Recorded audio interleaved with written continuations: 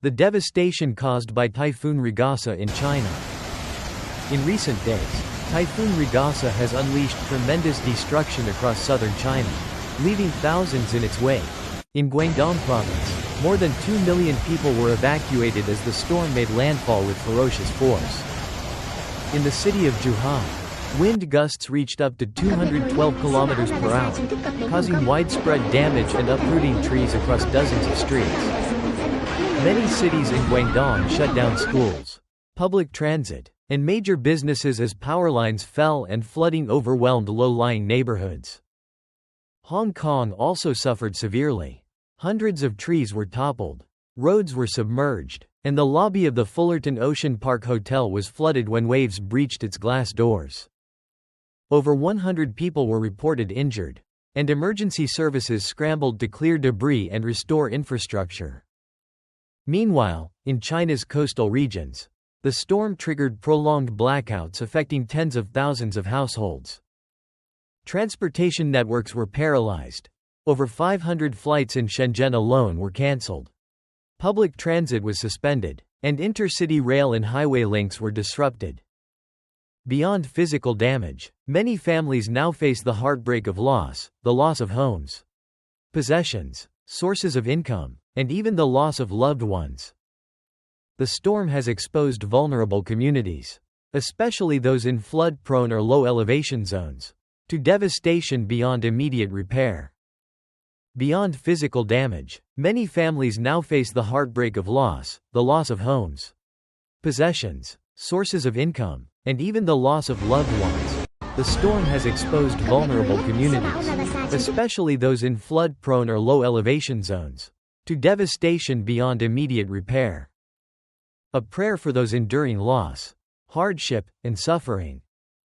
Heavenly Father, in this dark hour, we lift up our voices for all those affected by Typhoon Ragasa.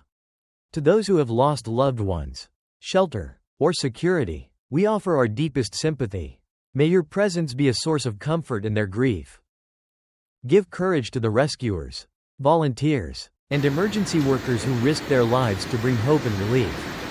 May they be strengthened and protected in their efforts. Grant wisdom and compassion to leaders, aid organizations, and neighbors who will help rebuild shattered communities. May they act swiftly and with mindfulness to the needs of the most vulnerable. For those who are displaced, hungry, or without clean water and power, may they feel not abandoned. Surround them with solidarity, generosity, and the reassurance that they are not alone. Lord, in the face of such overwhelming loss, help us believe in the power of renewal. May broken homes be rebuilt, wounded hearts healed, and lives restored. Though the road will be long, let hope outlast despair. We pray all these things in faith, trusting that even in the storm's aftermath, light will come again. The Word of God today according to the Gospel of Luke, chapter 9, verses 18 to 22. One day, Jesus was praying alone. His disciples were there with him, and he asked them, "Who do the crowd say I am?" They answered, "Some say John the Baptist, others say Elijah, and still others, that one of the ancient prophets has risen." Then he said to them, "But who do you say I am?"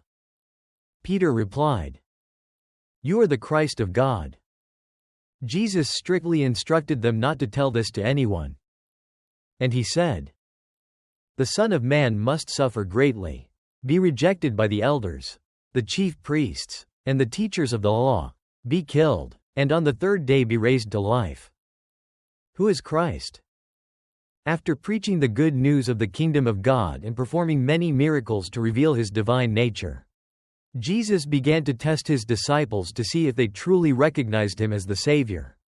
If at this point the disciples still did not recognize the Messiah, he would have to continue revealing himself. Fortunately, the disciples understood, and Peter, speaking on their behalf, proclaimed that he was the Son of God.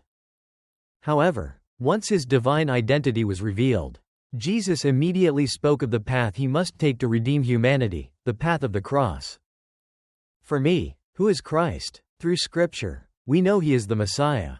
But today, Jesus wants us to speak from our own hearts after truly experiencing his love in our lives. Who is he to me? Personally? The answer to, who is Christ, is not just a statement of belief but a commitment that shapes our entire way of life. Each of us may follow in different ways, but once we choose to follow Jesus, we must walk the path he walked and carry our own cross in his footsteps. To truly know who Christ is, besides the revelation from Scripture and the Holy Spirit, we must be personally united with him. Herod also wanted to know who Jesus was, but because he lacked sincerity and the desire for salvation, he could not truly recognize him. To discover who Jesus is for me, we must study Scripture. Saint Jerome said, "Ignorance of Scripture is ignorance of Christ." To know him, we must first know the Word of God, for Scripture leads us directly to Christ. Search within our hearts. Saint Paul answered this question through his own experience. Christ is the one who loved me and gave himself for me. Galatians chapter 2. Verse 20. To experience this truth, I must first realize that I am a sinner in desperate need of his redemption. Contemplate and pray. Saint Augustine once prayed after realizing his own sinfulness and God's immense love, Lord, let me know you, and let me know myself.